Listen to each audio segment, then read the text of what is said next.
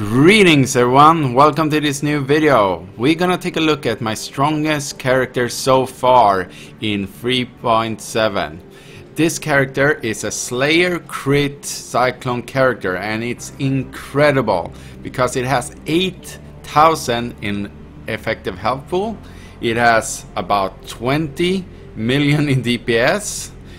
And it has so much utility also. The AoE is huge on this character and it can do all mods on any map.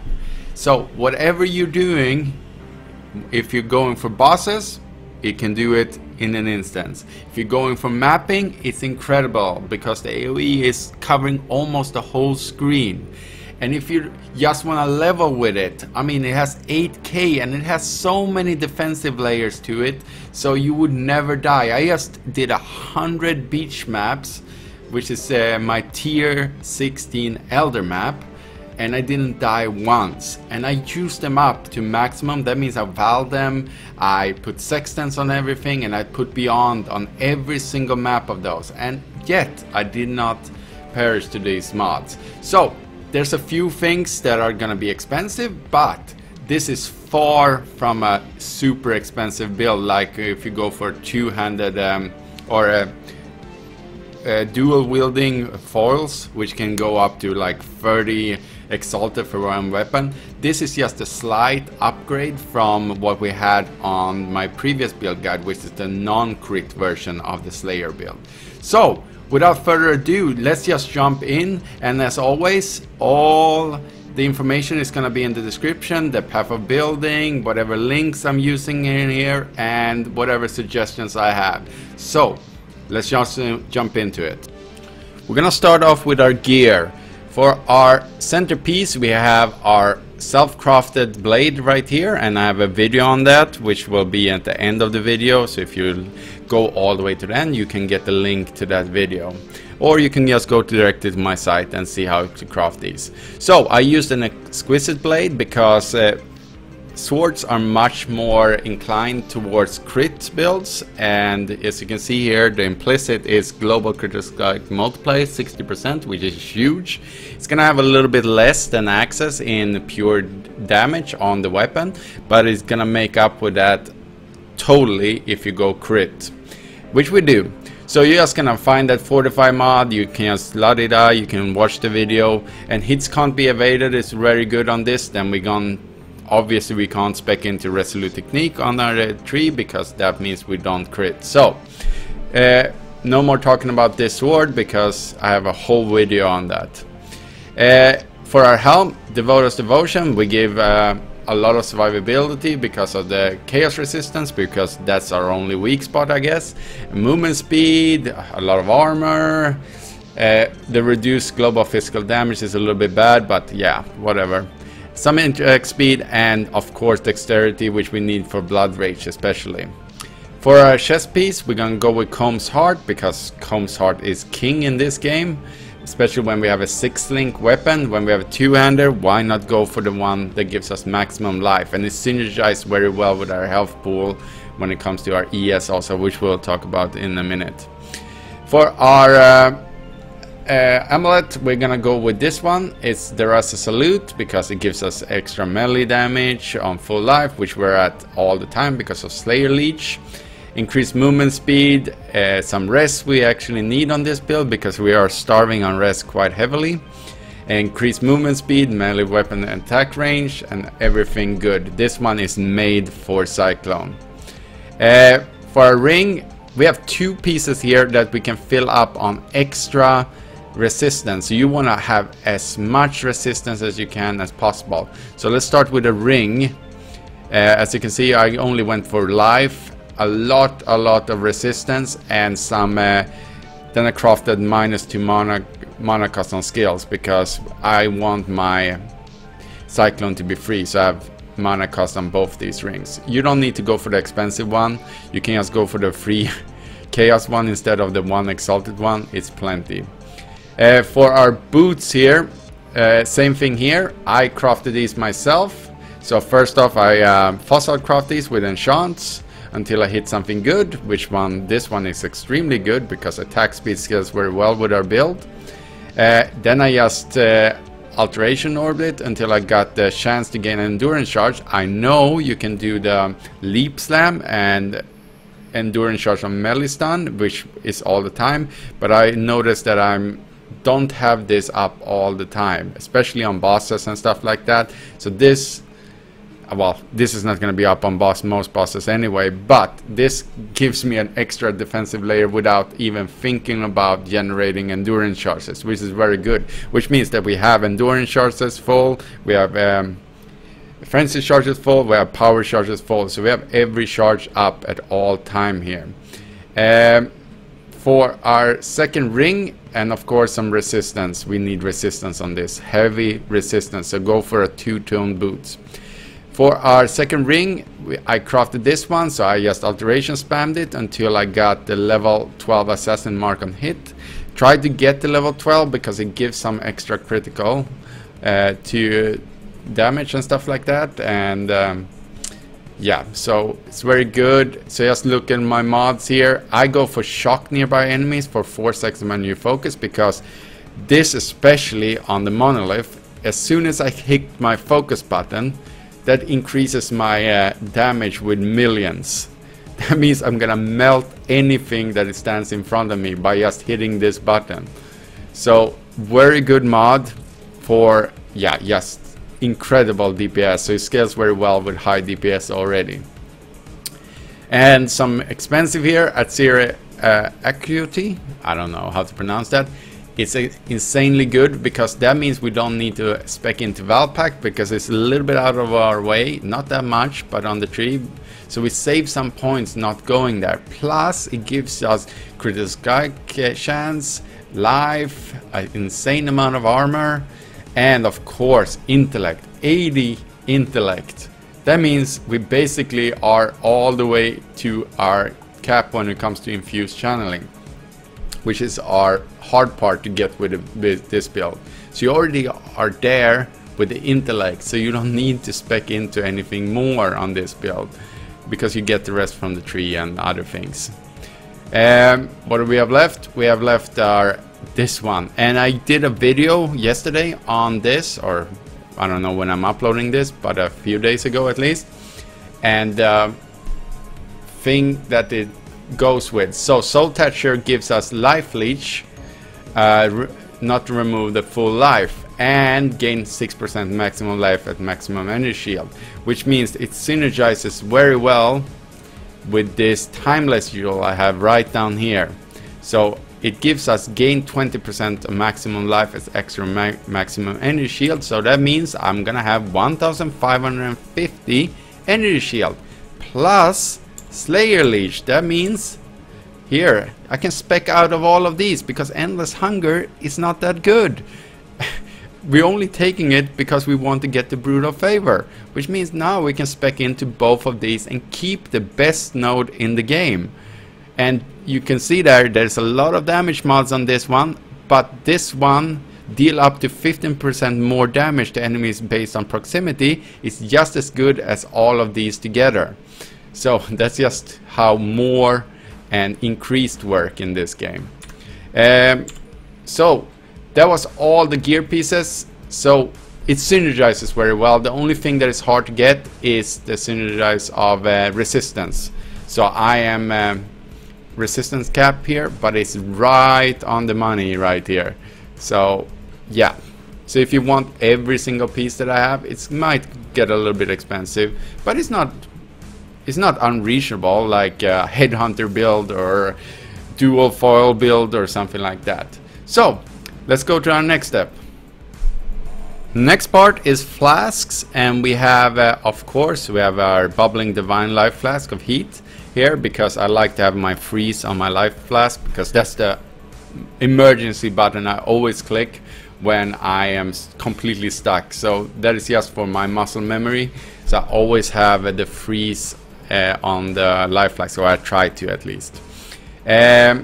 So there's gonna be oh shit moments where you need that recovery instantly.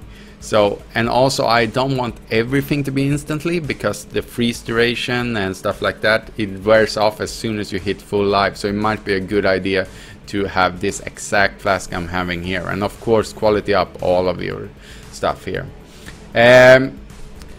Then we have the basalt flask because we want some extra defense, but you can also go with the sulfate flask right here. Oh, sorry. Because it increased damage, and of course consecrated ground. If the enemy stands in it, they take increased critical strike or something like that. It doesn't happen very often, but of course on bosses, when you hit it, it will probably land on it because you're in melee range anyway. But I prefer this if you're gonna go mapping and you don't want to die that often. It's just an extra defensive layer, and you want removes bleed on use because we don't have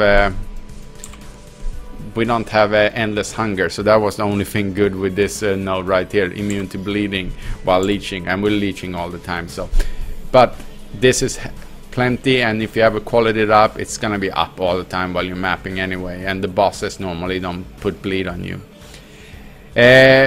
For our next flask, it's gonna be a Cinder Wallow Urn, and we want to go with a specific craft there at the bottom. 75% increased critical strike chance during flask effect. It's gonna be a little bit more expensive, but not that much. I mean, it's, if you have bought all the other gear, this is not gonna really destroy you in there. Also recover 2% of life when you kill an enemy during flask effect.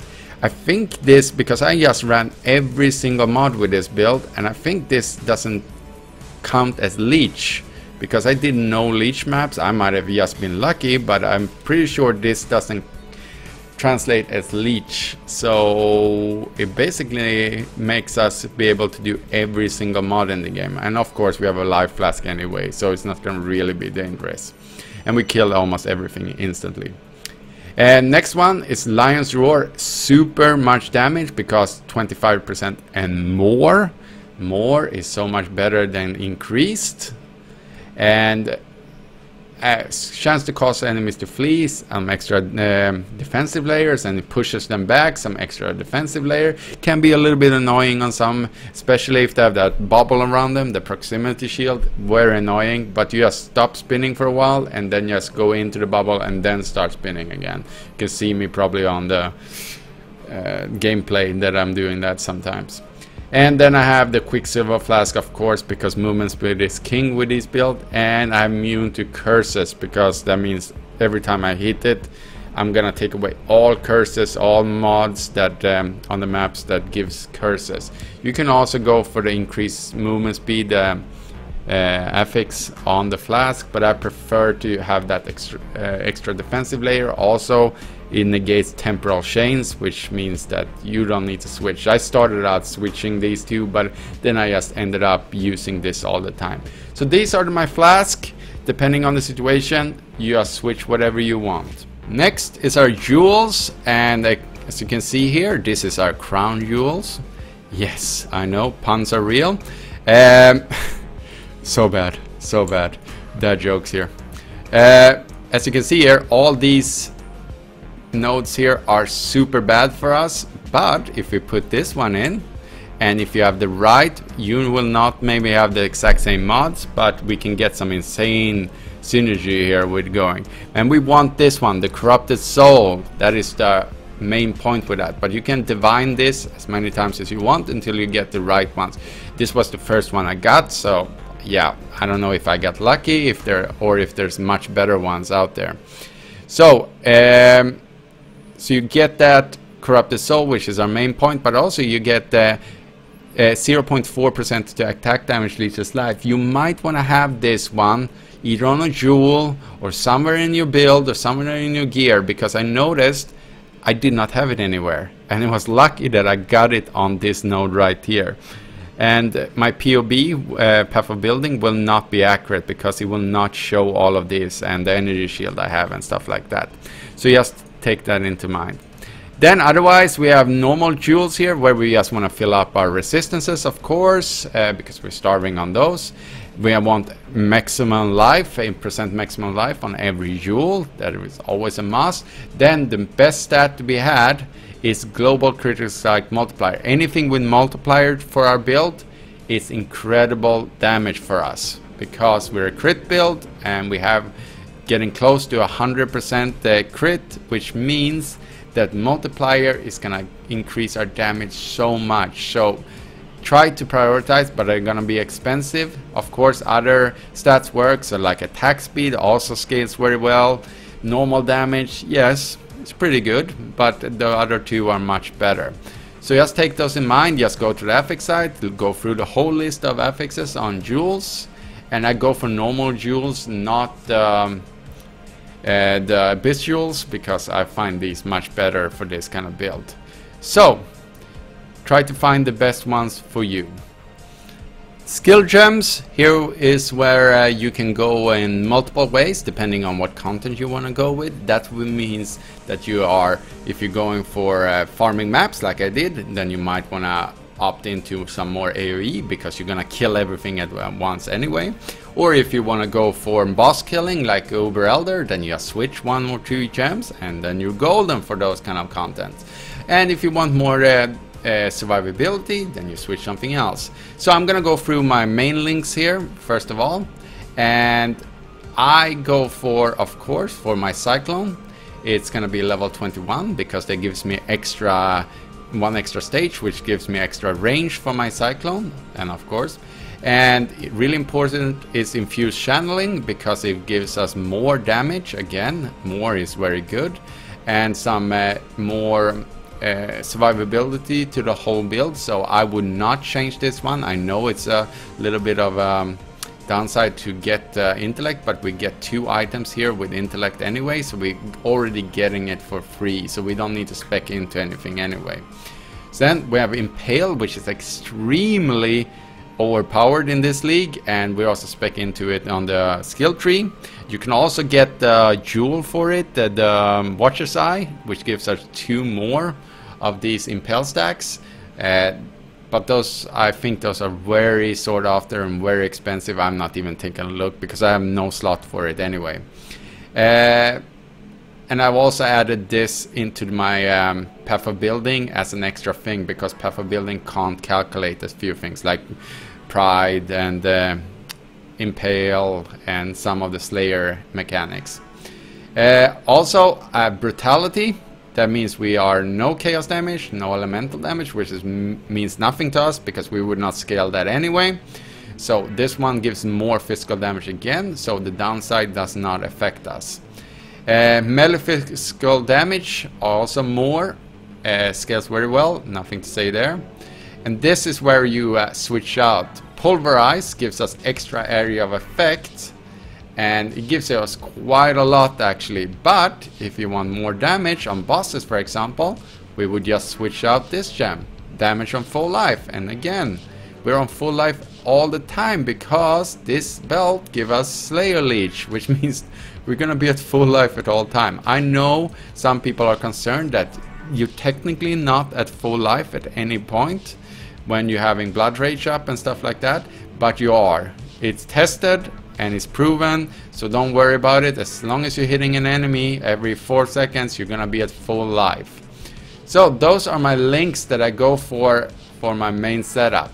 Then for the second one, which is our auras, we have all our mana reserved in this build, because our Cyclone costs nothing, because of our minus the total mana cost on both our rings. So that means nothing costs anything. Actually, Blood Rage I think costs 2 mana, but we have 13 left, so we are just gonna hit that once in this. So Flesh and Stone, depending on the stance, it gives different kind of ability. You can read them yourself here, but I go for if I'm going mapping, I go for sand stance. And remember that Blood and Sand and Flesh and Stone share the same stances, so if you change one, you change the other one. So it's something to keep in mind when you're doing this. Also, if you're in Blood stance, you get Maim, which is very popular, because if you link it with the Maim support here, then you're buffing that Maim. And we also have Maim on the tree, but whatever maim is the strongest is the one that the enemy gets. So this one synergizes very well together on bosses, so you can switch this one. I usually switch it for mapping with portals, so instead of not bringing portal scrolls. Then we have Pride, extremely good, especially if you have the Watcher's Eye again. But anyway, you should always have Pride in your physical builds now. It's so much damage. And then we have Phase Run for some extra movement speed and running through. Like when we're spinning around, we don't need to go around enemies and stuff like that. So we just spin right through them. It's some decent damage also to this. I did not know that before. So very good, and our frenzy charges get generated anyway, so skill duration is just so high on this. Next one, in our gloves we have faster attacks, which is gonna boost our leap slam, so we're moving around like crazy fast here.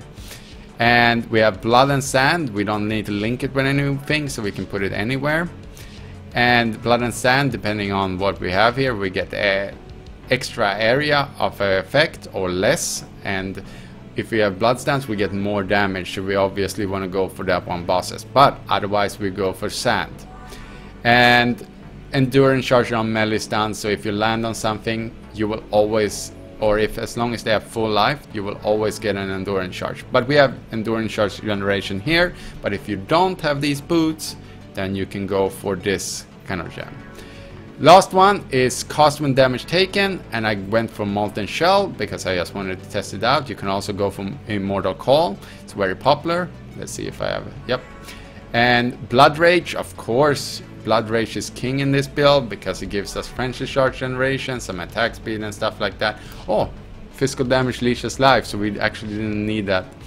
Then we have the Dread Banner. You can also go for the War Banner if you want more damage, and if you're planning on placing the banner, I would go with War Banner. Otherwise, if you're not gonna place the banner, then you go for Dread Banner because it gives better passives. There's a bunch of other things. You can put in a Val Haste, very good, of course. Attack speed is king, movement speed and stuff like that. Huge damage boost there. Ancestral Warsheath together with Impale can help you get those Impale stacks up and some extra damage on bosses. So even if you're not hitting it, at least something is hitting the boss. So those are the gems that I went with. I know there's other setups, but these are the ones I think I've gathered up the most information and the most utility for you guys here. For our passive tree, we are just gonna take the normal routes here. We're gonna pick up some two-handed melee weapon nodes, and also we're gonna pick up these two because it's extremely good, because we're going to ramparts anyway for our fortify, because we want to buff up fortify. Gives us extremely good defensive layer to our build, and then we're also gonna buff up our impale right here and get some extra melee weapon from here and some extra range to our melee skills, which is gonna cover most of our screen in the end. And of course, because we're not speccing into Resolute Technique, we're gonna go for all the crit nodes, which is here and some where is it? Here, and I think there's some over here also. Otherwise, we take some extra maximum elemental resistance because that gives us on top. So it's gonna give us in fire, I believe it's 77% right now. So that's very good defensive layers. Then we're just gonna pick up every single life node we can, because we have plenty of damage, especially if we spec into it with our gems and stuff like that. So I don't think there's many builds out there so just go pure damage, but we have 20 million DPS on Path of Building without even speccing into it. Without sacrificing survivability, we have 20 million DPS. I don't think you need more. Everything is dying instantly anyway.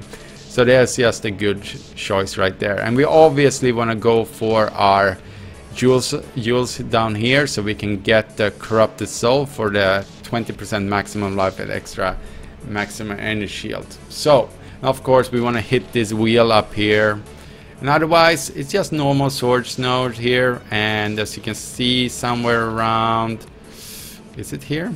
Let's see here. Main. I don't know if we spec'd out of it. No, here it is. We also get maim from here, I guess. Yeah, critical strike gives maim, but because if we link the other setup, which I talked about in the skill, that one is going to take precedence. That's not what we take this, because we take it for the multiplier most of all, and of course the critical chance. So that is basically our skill tree right here.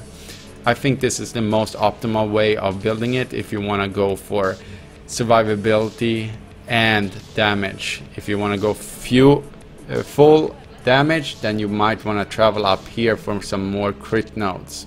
For our ascendancies, because we already have our Slayer Leech from our belt, that means we can spec out of all of these, and as I said before, all those damage nodes on Brutal Favor is exactly the same numbers as 15% more melee damage to enemies based on proximity, as long as you stand close to them. So that means that it looks good on this, but it really isn't that good.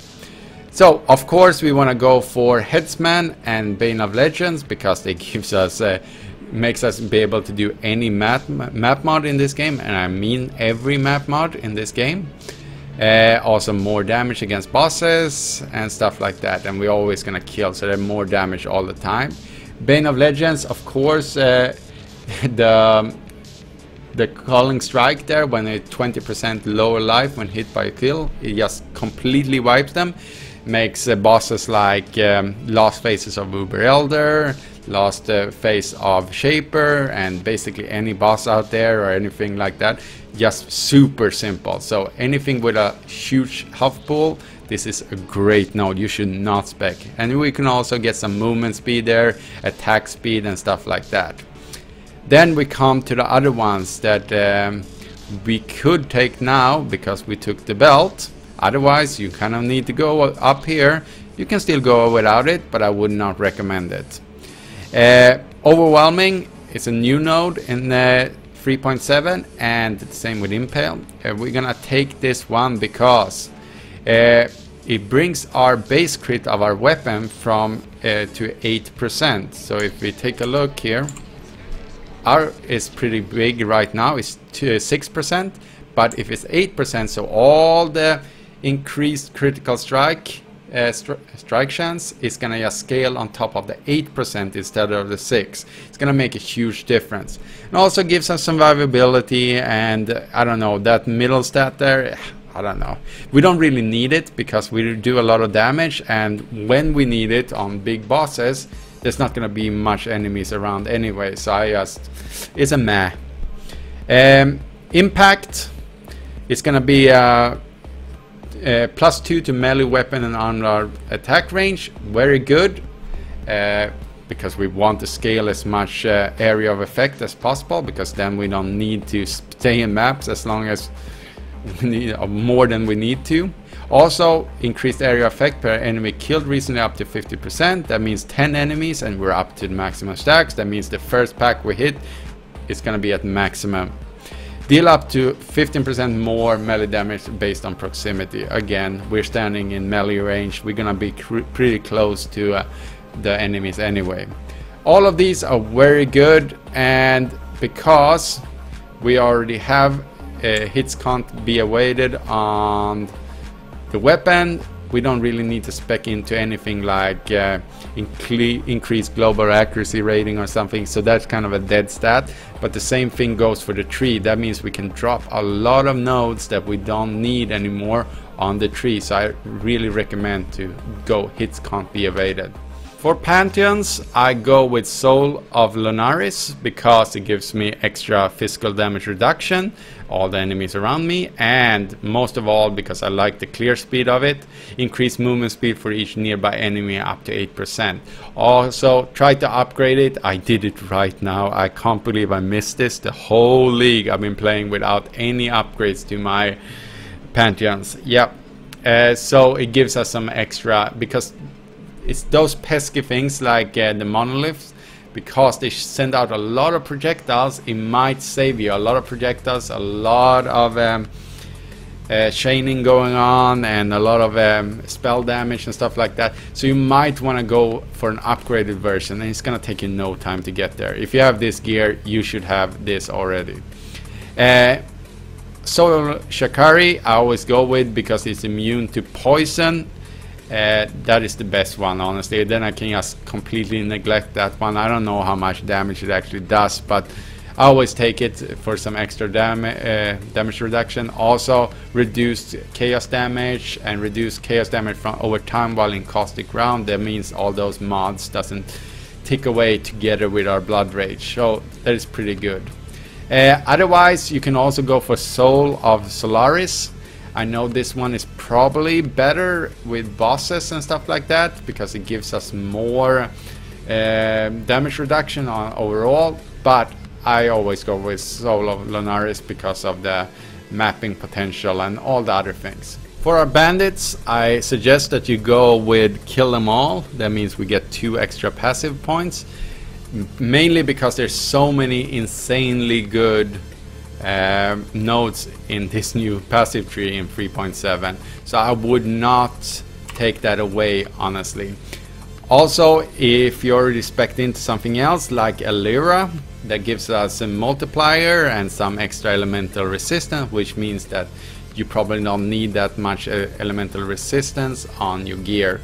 So that might also be a point there, but honestly 2 passive points is definitely king in this build, so I would highly recommend for going for those. And you can also change your bandits by doing some other stuff, so just take a look on Google or YouTube for that kind of information if you're spec'd into the wrong thing. Thank you so much for staying with me this long. We are at the end of this build guide. If you like this kind of content and want to see any future content I put out, please subscribe to my channel. It helps me immensely. Also, remember to put a like on this video, and if you have any kind of question, just put them in the comments and I will try to get back to you as fast as I can. As always, it's a pleasure to be talking to you, and I see you in the next one. Thank you so much.